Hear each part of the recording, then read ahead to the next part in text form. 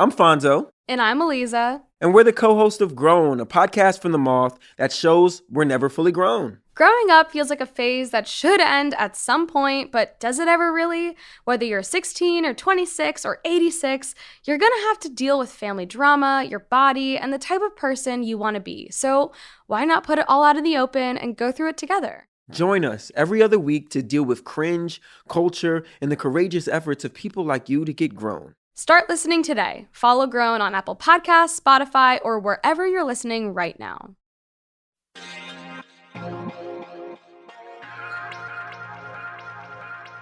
My first 2 decades were spent somewhere my favorite fridge magnet calls actually just outside the middle of nowhere, Iowa. That clues you in that we Iowans are not especially known for our trend setting. But in 1998, we got what felt like a major upgrade to my 10-year-old self, a mega mall. In middle school, I'd stroll with my friends and a foamy frappuccino, and it was then that I first got my eyes on lingerie via Victoria's Secret, the store with the bright lighting and pink-hued everything. The one that introduced most of everyday America to lingerie was the same one that first drew me in. Its colorful display piqued my curiosity. How did those lacy pieces feel compared to my white elastic sports bra? Would I ever have a reason to don something like that? And what would it be like? My relationship with intimate apparel definitely still prioritizes function over fashion, but I've expanded my sights beyond Victoria's Secret. And when I do splurge on something or experiment with a new style, it can feel good to be a little fancy. This is Embodied, our show tackling sex, relationships, and your health. I'm Anita Rao. No matter what your personal style, your clothing changes are shaped by the fashion industry. Like our coats, pants, and shirts, there's also a vast network of labor and design crafting our lingerie. Stockings, corsets, girdles, slips. There are a lot of options when it comes to the world of intimate apparel. It can get kind of overwhelming. So let's go back to the basics. I think when people hear the word lingerie, they immediately believe it's only about sex or sexuality. It's only about the erotic. It only represents the sexy stuff. That's Cora Harrington. And yep, she's a lingerie expert. She's the founder and editor-in-chief of the Lingerie Addict blog and the author of In Intimate Detail, How to Choose, Wear, and Love Lingerie. And lingerie actually encompasses the entire sphere of intimate apparel. That includes bras, underwear, hosiery, loungewear, some types of activewear, such as sports bras, and sweat-wicking underwear. It's a very broad category. It's much larger than what most people think of. One thing she's looked at in particular, the unique history behind intimate apparel, like why underwear was made in the first place. A major reason to wear them is to protect your clothing. And this was historically the purpose of lingerie, like the more explicit purpose of lingerie, because in a time before washing machines, in a time before delicate laundry detergents, when people were wearing clothing made of wool or clothing that was embellished with embroidery or jewels or what have you, you couldn't exactly submerge those clothes into hot water and lye. And so you had to rely on your undergarments to protect your clothing from the various, sweat and what have you that came from your body. I know that I would probably wear underwear less often if I enjoyed washing my jeans. But I don't. So thank you to the early lingerie designers for saving me from myself. But while today's undies still perform the same function of creating a physical barrier, undergarments took some serious stylistic detours to get from the medieval era to what we wear today. So for a very long time, it was not the norm for women to wear underwear. You wore a chemise under your dress, and that was your underwear, because the idea was, well, your skirts are going down to the floor anyway. Your skirts are covering your ankles. So what in the world do you need something covering your genitalia for?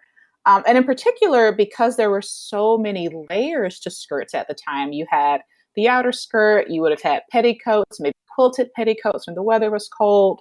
So you had all this structure, all this framework, and all these layers, and you couldn't exactly pull all of that up to go to the bathroom. So it was also more convenient that women didn't wear underwear under their clothing. When we see the rise of underwear, which is right around the Victorian era, they're actually more like split pants. And that's where you get the word a pair of panties, by the way, because they were split leg underwear, split pants style underwear. And they were completely open in the crotch. It's basically two separate legs with a waist tape sewn at the top connecting them. And so having that open crotch or that split knicker meant you could use the bathroom more easily. But what's interesting is that at that time, if you wore closed crotch knickers, that was seen as a sign you were a sex worker, because the implication was only a lady of the night, so to say, would wear closed crotch knickers, since it implied she would have had to pull her underwear down to do anything further. And that's fascinating to me, because today, crotchless knickers are seen as something very erotic, very sexual, whereas 150, 60 years ago, it would have been exactly the opposite. It slays me that underneath those cover-everything clothes of the Victorian era, many folks were wearing crotchless panties. A history fact that is well worth the Jeopardy board, in my humble opinion. But it's not just function and fashion that have affected lingerie styles over time. One other influence is, wait for it, politics. One of Cora's favorite examples, World War I. So World War I starts, and the military, that's the word I'm looking for, needs the metal to build various instruments of war, tanks and battleships and all these other things, airplanes. And so they asked women to support the war effort by not wearing corsets. Corsets would have been using metal bones at the time. Whalebone would have been phased out by now. And they say, we need you to support the war effort. Please stop wearing metal corsets. Stop using metal in your corsets. And by the end of the war, there was enough metal saved to construct 2 battleships. So that gives us a sense of just how ubiquitous metal was in the corsetry, just how much metal was used in corsets. But it also, once women gave up corsetry, and we see the invention of the bra, the rise of the brassiere, a lot of women didn't want to go back to that. They were like, well, we've given up corsets. This is pretty cool. We kind of like this vibe. And they didn't want to go back to corsetry. And that's a very direct example of a time when war explicitly influenced lingerie. And after World War I, we never see corsetry become as ubiquitous again. What the next major change is in lingerie, well, that's yet to be seen. I know that since the pandemic started, I've been seriously questioning if I'll ever return to a real bra. We'll see if I become a trendsetter. But before I digress too much, I want to go back to what Cora said about the evolution of what we think is sexy. Lingerie is about self-expression. It can feel good and empowering to wear something that's just for fun. Here's what we heard from Jillian in South Carolina. Hi, my name is Jillian, and I'm from Columbia, South Carolina.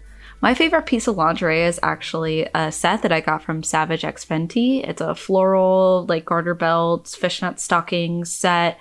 And sometimes I like to just wear the pieces out in public because it makes me feel really sexy. But whenever I wear it all together, it's usually a special occasion, like if I'm about to embark on a new journey with a new partner, or just something to help spice up things in the bedroom. But it always makes me feel really sexy, and it makes me feel great. And my partners also like to tell me that I look sexy in it. So it's a fun time overall. Lingerie is a fun time. And that's a sentiment shared by Jake Dupree, a fitness instructor, burlesque artist, and self-proclaimed lingerie lover. How I ultimately got into experimenting with lingerie and performing was about 3 years ago. I had this job with Cosmopolitan magazine, and it was definitely an opportunity for me to explore this feminine side of myself, which I had sort of hidden over the last, 30 years of my life. And I was in this relationship that I thought was, something that I was going to have forever. And then that ended because I was expressing this more feminine side to myself. And then that job, it ended, and I went through a really, really, really tough state of depression where I just felt like all these doors around me were closing, and it was really, really tough to deal with. And as a part of kind of my healing process of that, I wanted to do things that scared me. And one of the things that I was really always such a huge fan of were burlesque shows. And like, I remember as a kid, I always wanted to be Jessica Rabbit. I wanted to be Marilyn Monroe. I wanted to be Josephine Baker. Like, I just loved all of these extremely beautiful, sexy, powerful women. Like, that's who I always responded to. And then I entered this amateur drag competition at a gay bar in LA. It was like this 10-week long competition. You know, there were different theme nights. You know, I had already had all these things that I had saved up and kind of like kept secret and kind of hidden to myself with all these lingerie pieces that I had. And so I got to put them to use, and I ended up winning the whole competition. I highly encourage you to visit Jake's Instagram. And once you're there, you'll see that their burlesque career and lingerie style has blossomed.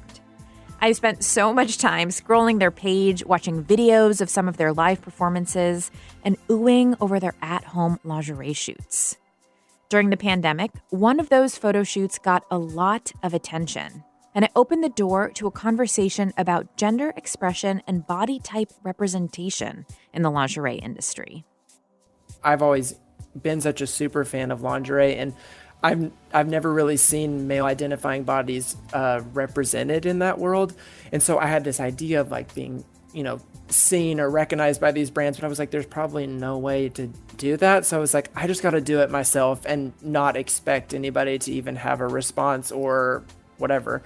So for my birthday, I bought this red lingerie set from Playful Promises, and Playful Promises really always attracted me because for a majority of the time, they've used such inclusive, different, unique people in all their social media posts. And then I posted this picture in this red lingerie set, and then they reposted it, which I was so shocked because I had never seen a guy on their Instagram before. So it wow. it kind of changed a lot for me, and it actually opened all these doors because all these people were commenting on the post, like, you know, saying terrible things about me, and then, you know, messaging me and coming on my Instagram and saying crazy stuff. And then they went back at these people, and not in like a negative way or a shameful way to these people. It was like funny, quick, concise things where these people could not come back at them. It was like a complete shutdown, but in the most graceful way possible. And I was so thankful for that because, I mean, it is hard, especially when you're putting yourself out there in a way that a lot of people haven't seen. And to be recognized in that way is amazing. And I'm glad I can take the brunt of some of these more negative responses because I can handle it. I've heard everything under the sun called to me because just from where I grew up and who I am, and I can handle it. And I'm happy that I can take the brunt of that so that somebody else can come along and do it bigger, better, and more amazing than I ever could imagine. Lingerie brands working towards inclusivity of race, gender, size, and sexuality are more common than they used to be. From her years of experience, Cora knows just how big of a change that is. When I first began writing about intimate apparel, which was 13 years ago now, the industry was a lot more restrictive or constricted in terms of what they felt was an appropriate look for a lingerie model, what was an appropriate look for a lingerie brand. Something that that is surprising to a lot of people is learning that the intimate apparel industry is actually a very conservative industry that's quite slow to change. And a lot of brands didn't see a reason to diversify their models, to diversify their marketing and messaging, to diversify their styles. And what we've seen recently that is very exciting for me and a lot of other people has been a rise in brands that don't think that anymore. And I think it's also the case that consumers are demanding more. Consumers have higher standards and higher expectations for what they want companies to do in terms of appealing to them. And so we've really seen brands that is relevant brands or brands that people are talking about move in that direction towards inclusivity, towards diversity, towards showing their products on a wide range of models, towards using more gender inclusive language. And that's been really wonderful to see. It has been awesome to watch indie and small scale lingerie brands cropping up and gaining a following. But there's still that lingerie giant I mentioned right at the top, Victoria's Secret. Before they became the supermall standard we know today, they were actually considered pretty innovative. Victoria's Secret gets a lot of flack today, and rightfully so. They've made some major mistakes, and they deserve the backlash they're getting. But one of the things people forget or that they don't know about Victoria's Secret is that they were once very revolutionary for the intimate apparel industry. So things like being able to walk into a lingerie store and just pull the product you want off the wall without having a lingerie fitter or sales associate have to go to the back and bring something out for you.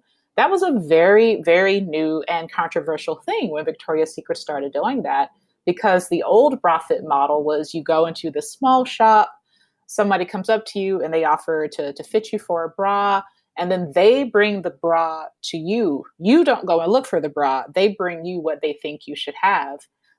Victoria's Secret was very novel or very new in terms of running entire large ad campaigns.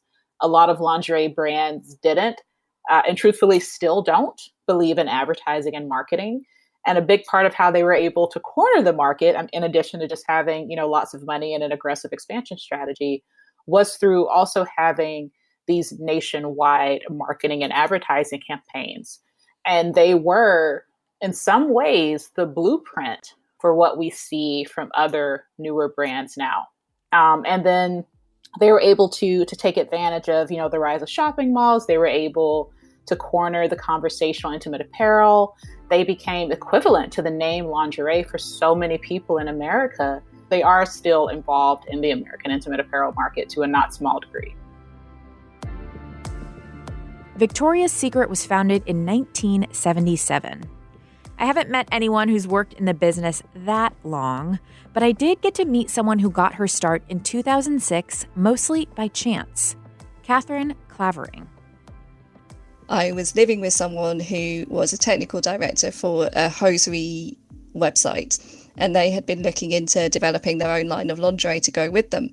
And they got very stuck on that because one of the barriers to entry if you're trying to set up a lingerie brand is that there aren't very many manufacturers, and they're very cagey about who they'll speak to. And I think possibly being two men wasn't really helping because the industry is actually dominated by women. And so in the end, it was me that found somebody for them. Now, in the end, our business partner decided that he didn't want to go through with the project. And so I was kind of sitting there looking at this thing that I'd already put a lot of work into, that potentially wasn't going to go anywhere. It was a bit like, well, there's a fairly obvious opportunity here to do something that will still be really interesting and that I'm already involved in the industry for and that I already know about. And so I took it. Catherine is the founder of the UK-based lingerie brand Kiss Me Deadly. In addition to developing her brand, over the past 15 years, she's also created some useful lingerie resources. For anyone who's ever struggled to find the elusive, perfect bra, this one may pique your interest. A lingerie video library with tutorials for putting on and fitting different pieces. The fact is that nothing can beat actually seeing how to put on a garter belt or how to wear a teddy or, how things should fit, how you can tell whether a bra fits or not. What we're working on at the moment is basically as many clips as we can do to just do a series of like how to put things on, what goes with what, how you can tell whether this fits, what fit issues there are. Traditionally, we do tend to focus on fit that in a very kind of as if everybody was born as a woman, but obviously not everybody is. There's always been plenty of people who were assigned male at birth who have worn lingerie, and so what we've started to do instead is to talk about where the garments are fitted around the waist or whether they're fitted around the bust, what the waist to hip differential, what the bust to waist differential is, that kind of thing, because that will give you a good idea about whether it will fit your particular body shape. Things like how much stretch there is in a garment, whether the fabric is cut on the bias, all that sort of thing is much more important to fit than giving you actual measurements. And I know that that sounds absolutely crazy, but the measurements of a garment, particularly in lingerie, often bear no relation to the measurements of your body. I'm taking that information to the bank next time I'm shopping for intimate apparel. Putting in time to research how a piece will fit is something listener Miranda Giroux is very familiar with. Miranda has Ullrich congenital muscular dystrophy and is a wheelchair user. She said having a body that's shaped differently from sitting and scoliosis affects her search for lingerie.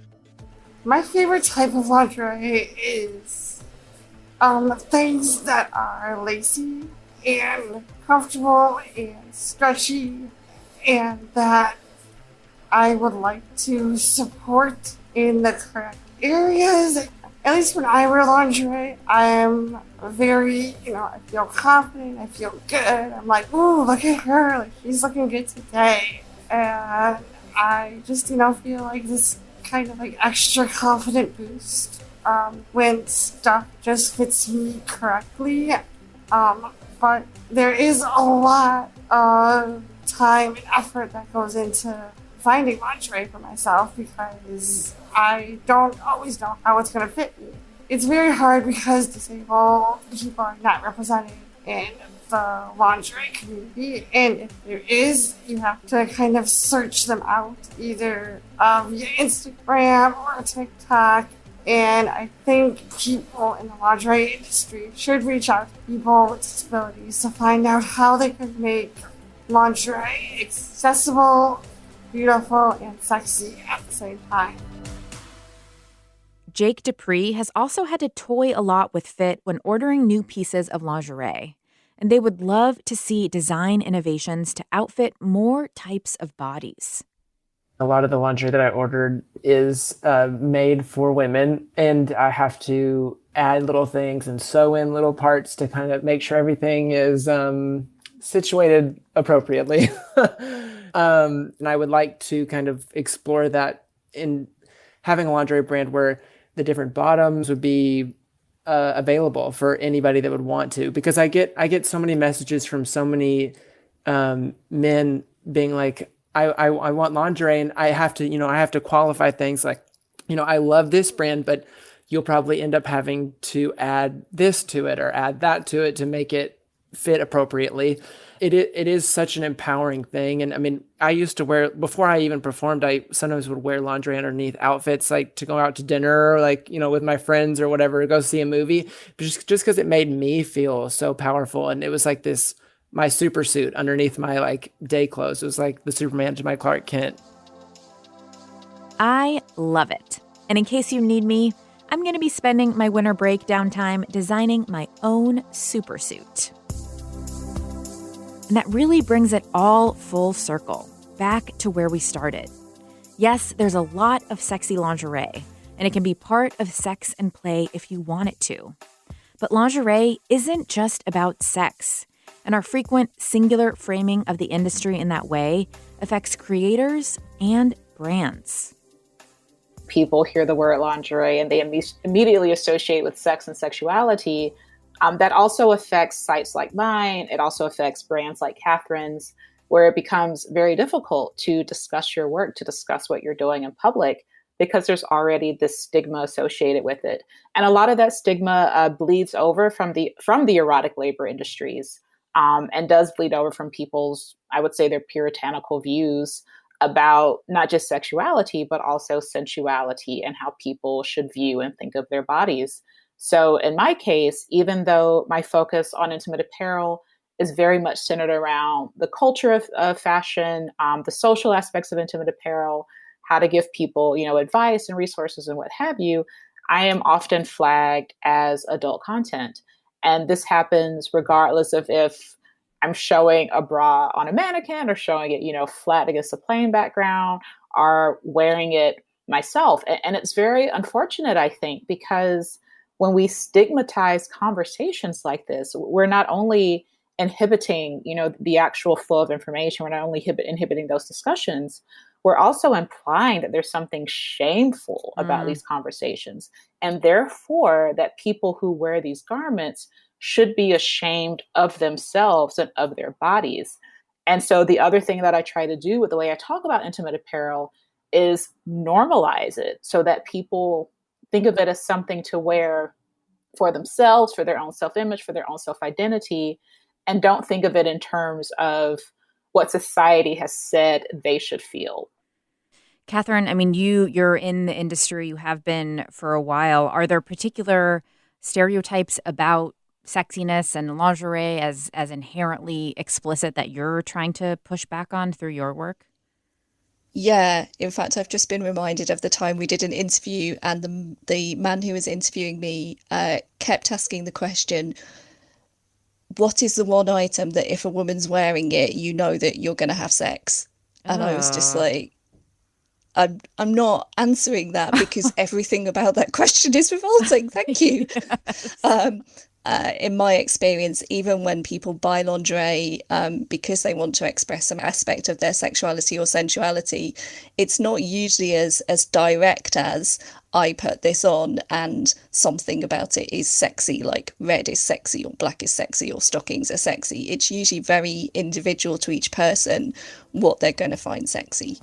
So from my point of view, it's more important to talk about the different aspects of the lingerie. At the end of the day, whether you're going for the comfy sports bra or the 3-piece garter set, what makes a good piece for you is all about how you feel wearing it. It really is about a vibe. It's like what makes me feel confident. And if I feel confident, someone else is going to probably think it's cool or interesting because I feel really good in it. And for me, what works for me might not work for someone else. But I just like seeing someone confident in what they're wearing or confident in what they're showing. And that's, to me, that is sexy, is just feeling that confidence. And that could be different. That's different for everybody. Embodied is a production of North Carolina Public Radio WUNC, a listener-supported station. If you want to lend your support to this podcast and WUNC's other shows on demand, consider a contribution at WUNC.org now. Incredible storytelling like you hear on Embodied is only possible because of listeners like you.